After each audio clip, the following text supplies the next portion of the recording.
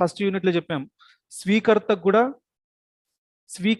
కూడా అతని యొక్క వినగల అంటే అతను తెలుసుకునే సామర్థ్యానికి అనుగుణంగా ఇవ్వాల్సిన, అంటే ఏ ఛానల్ ద్వారా ఇవ్వాలి, ఏ మెసేజ్ ఇవ్వాలి అనేది అది ఉంది. సో స్వీకర్త కూడా అతనికి కూడా కొంత అవగాహన ఉండాలి సమాజం పైన, తర్వాత సంస్కృతుల పైన కూడా అతనికి అవగాహన ఉండాలి. అంటే ఒక పర్టికులర్ మెసేజ్ సంబంధించింది ఇది.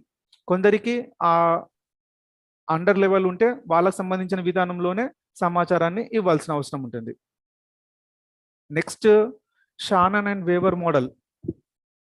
ఇది 1949లో ఎవరు, ఈ షానన్ అండ్ వారెన్ వేవర్ అనే వ్యక్తులు దీన్ని ప్రతిపాదించారు. దీన్ని మనం మ్యాథమెటికల్ థియరీ ఆఫ్ కమ్యూనికేషన్ అంటాం. ఇది మీకు ఆబ్జెక్టివ్ క్వశ్చన్ వస్తుంది. Shannon and Weaver model is a mathematical theory or circular theory, otherwise SMCR model, ఇట్లా మీకు మల్టిపుల్ చాయిస్లో కానీ, ఫిల్ ఇన్ ద బ్లాంక్స్లో కానీ, లేదంటే మ్యాచ్ ద ఫాలోయింగ్లో కానీ వస్తుంది. Shannon and Weaver is a mathematical theory. Okay, దీంట్లో ఏంటి, సేమ్ ఎస్ఎంసిఆర్ రిలేటెడ్ గానే ఉంటుంది ఇది కూడా, కాకపోతే కొంచెం ఎక్స్ప్లెనేషన్ ఉంటుంది. ఇన్ఫర్మేషన్ సోర్స్, ఎక్కడి నుండి సమాచారాన్ని సేకరిస్తున్నాం, తర్వాత దాన్ని ఎలా మారుస్తున్నాం, అంటే ప్రింట్ రూపంలో మారుస్తున్నామా, టెలివిజన్ రూపంలో మారుస్తున్నామా, అంటే వీడియో ఆడియో రూపంలో మారుస్తున్నామా, లేదంటే ఓన్లీ ఆడియో రూపంలో మారుస్తున్నామా అనేది ట్రాన్స్మిటర్. ఓకే, తర్వాత సిగ్నల్ ద్వారా ఇప్పుడు ప్రింట్ రూపంలో మార్చే, ఇక్కడ సిగ్నల్ ఏంటి అంటే ముద్రణ వ్యవస్థ, ముద్రణ యంత్రాలు, వాటిని మా యాంత్రిక రూపంలో ముద్రణ రూపంలోకి తీసుకొచ్చాక దాన్ని రిసీవర్కి, ఎవరికైతే చేరాలనో పాఠకుడికి చేరుస్తాం.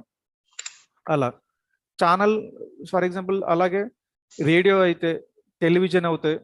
సో వాటికి సంబంధించిన సిగ్నల్స్ ఉండాలి. సో దానికి సంబంధించిన టెక్నికల్ ఆస్పెక్ట్స్ అనేది ఒక టీం ఉంటుంది, వాళ్ళు దాన్ని టెక్నికల్ సంబంధించిన అంశాలన్నీ చూసుకుంటారు. సో అవి ఉన్నప్పుడే రీచ్ అవుతుంది. ఒకవేళ ఏదైనా పవర్ సప్లై లేదనుకోండి, మనం టీవీ చూడలేము, లేదంటే సిగ్నల్స్ ప్రాబ్లం ఉందనుకోండి చూడలేము, రేడియో వినలేము. అలాగే న్యూస్ పేపర్లో అనుకోండి, న్యూస్ పేపర్లో సరిగా ముద్రణ ప్రింట్ సరిగా లేదనుకోండి, సరిగా అర్థం చేసుకోలేము మనం. తర్వాత డిలే, న్యూస్ పేపర్ మనకు సాధారణంగా ఉదయం 7 గంటలకు 8 గంటల లోపు అలా రావాలి. అలా కాకుండా ఎప్పుడో సాయంత్రం 9 గంటలకి, మళ్ళీ రాత్రి 9 గంటలకు 10 గంటల వరకు అలా వచ్చింది అనుకోండి, అది డిలే, అదొక ప్రాబ్లమే, అది కూడా సిగ్నల్ ప్రాబ్లం లాగానే. సో మనం అప్పుడు న్యూస్ పేపర్ చదివినా కూడా ప్రయోజనం ఉండదు. అంటే తెలుసుకోవాల్సిన అంశాలన్నీ మనం సరైన సమయంలో తెలుసుకుంటేనే మనకి తృప్తి ఉంటుంది ఎవరు పాఠకుడికి. సో నెక్స్ట్ రిసీవర్కి ఆ అంశం, ఏ అంశం అయితే చెప్పాలనుకుంటున్నామో ఆ అంశం రిసీవర్కి చేరిందా లేదా, మనం మెసేజ్ ఎవరికి చేర్చాలి. ఉదాహరణకి సమాజంలో చూసాం మనం, ఇన్ని వర్గాల ప్రజలు ఉన్నారు, ఆయా వర్గాల ప్రజలకి సరైన సమాచారం చేరిందా లేదా అనేది ముఖ్యం. ఉదాహరణకి ఇక్కడ మనం ఒక అంశము, సామాజిక పెన్షన్ ఉంది కదా, ఇప్పుడు ప్రభుత్వాలు అందించే సామాజిక పెన్షన్ ఉంది. అంటే 57 సంవత్సరాలు నిండిన వృద్ధులకి పెన్షన్ వస్తుంది, వాళ్ళకి పెన్షన్ వస్తుంది. అది ఎవరు చెప్తారు, ముఖ్యంగా గవర్నమెంట్ అఫీషియల్స్ కానీ, ఎమ్మెల్యే కానీ, మంత్రులు కానీ చెప్తారు. చెప్పినప్పుడు రిపోర్టర్స్ ఆ సమాచారాన్ని సేకరించి పత్రికల ద్వారా కానీ, రేడియోల ద్వారా కానీ, టెలివిజన్ ద్వారా కానీ మాస్ మీడియానికి, అంటే మాస్ పీపుల్, అంటే అన్ని వర్గాల ప్రజలకి తెలియజేస్తారు. అయితే ఆ మెసేజ్ అనేది, అంటే 57 సంవత్సరాలు ఉన్న వాళ్ళకి పెన్షన్, నిండిన వాళ్ళకి పెన్షన్ వస్తుంది అనేది ఆ లబ్ధిదారులందరికీ, అంటే 57 సంవత్సరాలు నిండిన లబ్ధిదారులందరికీ తెలిసినప్పుడే ఆ సమాచారం సంబంధించిన మెసేజ్, సందేశం అనేది అందరికీ చేరింది అనే విషయం తెలుస్తుంది. అంటే డెస్టినేషన్ కూడా కరెక్ట్గా చేరడం కూడా ముఖ్యమే. ఓకే, దీంట్లో ఏమైనా డౌట్ ఉందా షానన్ అండ్ వీవర్ మ్యాథమెటికల్ మోడల్కి? షానన్ అండ్ వీవర్ గణిత నమూనా ఇతంది.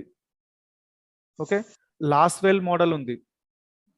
లాస్వెల్ మోడల్లో ఇక్కడ మనం గతంలో ఓన్లీ యంత్రాల గురించి చెప్పాం, యంత్రాలు కానీ వ్యవస్థల కానీ చెప్పాం. అంటే న్యూస్ పేపర్ ఏముంటుంది, ఎవరో ఒక సోర్స్ ఇస్తారు, రిపోర్టర్ దాన్ని సోర్స్ ఇస్తారు, దాన్ని యాంత్రిక రూపంలోకి మార్చి ముద్రణ రూపంలో కానీ లేదంటే ఆడియో రూపంలో కానీ వీడియో రూపంలో కానీ అందిస్తామని ఇలా చెప్తున్నాం. అది ప్రజలకు చేరుతుంది. వాళ్ళు న్యూస్ పేపర్ రీడింగ్ చేస్తున్నాడు, లేదంటే టీవీ చూస్తున్నాడు, లేదా రేడియో చూస్తున్నాడు, లేదంటే ఒక వ్యక్తి నుండి మరొక వ్యక్తి చెప్పాడు. ఇలాంటి వ్యవస్థను చూసాం. కానీ లాస్వెల్ మోడల్ ఎలా ఉంటుందంటే ఇతను వ్యక్తులని అప్లికేషన్ ఇక్కడ వ్యక్తులను తీసుకొచ్చిండు అన్నట్టు. అంటే ఎవరు చెప్తున్నారు, ఏమి చెప్తున్నారు, ఏ మీడియం ద్వారా చెప్తున్నారు, అది ఎవరికి చేరుతుంది, దాని ప్రభావం ఎలా ఉంటుంది. పైన చెప్పిన షానన్ అండ్ వీవర్ మోడలే ఇక్కడ కూడా. కాకపోతే ఇక్కడ ప్రత్యక్షమైన అప్లికేషన్ అన్నట్టు. అంటే మనం వ్యక్తులకి దాన్ని అప్లై చేస్తున్నారు. చెప్పే వ్యక్తి ఎవరు, సందేశం ఏమిటి, ఏం మీడియం ఉపయోగించండు, దాని ప్రభావం ఎంతవరకు ఉంది అనేది లాస్వెల్ మోడల్లో తెలుస్తుంది మనకి. టెక్స్ట్ బుక్ లో మీ దగ్గర ఒక మ్యాప్ ఉంది కదా, చూసారు కదా. ఈ మ్యాప్ కు అనుగుణంగానే మనం మన సమాధానం అంటే పరీక్షలో సమాధానం రాయాలి. ఇక్కడ చాలా సింపుల్ మ్యాప్ ఉంది, ఒక మ్యాప్ ఉంది లాస్వెల్ మోడల్. ఫర్ ఎగ్జాంపుల్ మీకు క్వశ్చన్ వచ్చింది అనుకో, లాస్వెల్ మోడల్ అనే వచ్చింది అనుకో క్వశ్చన్, షార్ట్ ఆన్సర్ కానీ లాంగ్ ఆన్సర్ కానీ. సో మనం ఎక్స్ప్లెయిన్ చేసేటప్పుడు లాస్వెల్ మోడల్ అనేది 1948 టెక్స్ట్ బుక్ లో ఉంది చూడండి, 1948లో ప్రతిపాదించారు. ఈ మోడల్ ని ప్రొఫెసర్ హెరాల్డ్ డి లాస్వెల్ ప్రతిపాదించాడు. ఈ మోడల్ ప్రకారము కమ్యూనికేషన్ ఎవరు చెప్తున్నారు, ఆ సందేశం ఏమిటి, ఏ ఛానల్ ద్వారా చెప్తున్నారు, అంటే మీడియం ఎలక్ట్రానిక్ మీడియానా, ప్రింట్ మీడియానా, ఇంకా ఇతర సోషల్ మీడియానా, ఇలా ఉన్నాయి. సో అది ఎవరికి చేరుతుంది, దాని ప్రభావం ఏంటి, వీటన్నిటిని మనం ఒక్కొక్కటి సబ్ హెడ్డింగ్ లాగా మళ్ళీ మీరు రాస్తూ కమ్యూనికేటర్ అంటే ఎవరు దాన్ని మీరు అప్లై చేసుకోండి. తర్వాత మెసేజ్ అంటే ఏమిటి, తర్వాత మీడియం అంటే ఏంటి, ఇప్పుడు చెప్పాను మీడియం అంటే న్యూస్ పేపర్స్ కానీ ఎలక్ట్రానిక్ మీడియా, ప్రింట్ మీడియా, వీటన్నిటిని మీడియం అంటారు. రిసీవర్ అంటే ఏ వర్గానికి లేదంటే ఏ ప్రజలకు ఆ విషయం తెలియాలో వాళ్ళని రిసీవర్ అంటారు. ఆ తెలుసుకున్న తర్వాత అతని ప్రభావం అతని మీద ఎలాంటి ప్రభావం చూపింది. సో ఈ అంశాలన్నిటిని మీరు వేరు వేరు పేరాగ్రాఫ్లలో మెన్షన్ చేస్తే మీకు ఇక్కడ 5 బ్లాక్స్ కనిపిస్తున్నాయి. 5 పేరాగ్రాఫ్లలో ఒక మ్యాప్ వేయాలి.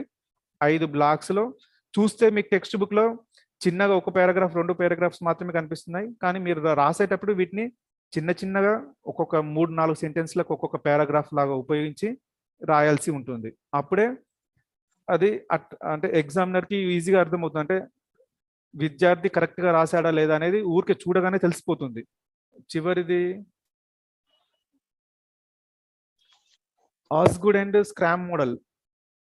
దీంట్లో ఇతను కూడా ఎందుకంటే ఇద్దరు వ్యక్తులు ఈ మోడల్ ని ప్రతిపాదించారు. వాళ్ళ పేర్లు కొంచెం మనము గుర్తుపెట్టుకోవాలి. Osgood and Wilbur Schramm, C E Osgood and Wilbur Schramm. ఈ ప్రతిపాదన 1954లో చేశారు. ఇక్కడ ఏంటంటే ఇది సర్క్యులర్ మోడల్ అంటారు జనరల్ గా. అంటే ఎవరైతే విషయం చెప్తున్నారో ఆ విషయము ఎవరికి చేరిన తర్వాత మళ్ళీ అక్కడ నుండి ఫీడ్బ్యాక్ ఎలా వచ్చింది, అంటే మళ్ళీ చేరిన తర్వాత మళ్ళీ రిప్లై ఏమొచ్చింది, ఆ రిప్లై ఈ వ్యక్తికి ఎలా చేరింది, అంటే చెప్పిన వ్యక్తికి మళ్ళీ దానికి సంబంధించిన రిప్లై వచ్చిందా లేదా అనేది వీళ్ళ యొక్క ప్రతిపాదన. కోడ్ అంటే మీన్స్ సెండర్, డీకోడర్ అంటే రిసీవర్. సమాచారాన్ని ఎట్లా ఇంటర్ప్రిట్ అంటే వాళ్ళు ఎలా విశ్లేషించుకున్నారు. మనం న్యూస్ పేపర్స్ కానీ వాటిలో ఎలక్ట్రానిక్ మీడియా కానీ లేదంటే పాంప్లెంట్స్ కానీ టెక్స్ట్ బుక్స్ కానీ ఏదైనా సరే ప్రింట్ రూపంలో ఉన్నది చదువుతాం. వాటిని మనం ఎలా విశ్లేషించుకున్నాం, తర్వాత మనం అర్థం చేసుకున్న దాన్ని మళ్ళీ ఎలా చేరవేశాం. కొన్నిసార్లు రిప్లై సంబంధించిన ఉంటాయి, అంటే మనం ఫీడ్బ్యాక్ ఇవ్వాల్సిన సంబంధించిన కొన్ని కమ్యూనికేషన్స్ ఉంటాయి. అంటే ఏదైనా మెసేజ్కి మళ్ళీ రిప్లై ఇవ్వాల్సిన అవసరం ఉంటుంది. దానికి సంబంధించిన విషయాన్ని ఆ ప్రతిపాదనని ఈ ఇద్దరు వ్యక్తులు చేశారు. ఇక్కడ ఏంటి, ఫర్ ఎగ్జాంపుల్ ఒక ఆఫీస్లో టీమ్ లీడర్ ఉన్నాడు అనుకోండి, అతను కొంత లక్ష్యం ఏదో ఒక లక్ష్యాన్ని మెసేజ్ రూపంలో ఎంప్లాయీస్కి ఇచ్చారు, మిగతా అతని పరిధిలో పనిచేసే ఎంప్లాయీస్కి ఇచ్చారు. వాళ్ళు దాన్ని ఎలా విశ్లేషించారు, వాళ్ళ లక్ష్యాన్ని చేర్చారా లేదా అనేది మళ్ళీ మెసేజ్ రూపంలో మళ్ళీ ఆ టీమ్ లీడర్కి చేరవేస్తారు. ఇది అనేది సర్క్యులర్, ఎప్పటికీ రొటీన్, ఎప్పటికీ కంటిన్యూ జరిగే అంశము. అంటే ఒక లక్ష్యం ఉంటుంది, ఆ లక్ష్యం సంబంధించిన మెసేజ్ రూపంలో చేరుతుంది రిసీవర్కి. మళ్ళీ దాన్ని ఎలా విశ్లేషించిండు, ఆ లక్ష్యం పూర్తయిందా లేదో, మళ్ళీ ఆ సమాచారాన్ని మళ్ళీ ఎవరైతే లక్ష్య నిర్దేశించిన వ్యక్తి ఉన్నారో అతనికి చేరవేయడం. మరి ఒక కొత్త లక్షణం, మళ్ళీ ఒక కొత్త లక్ష్యము.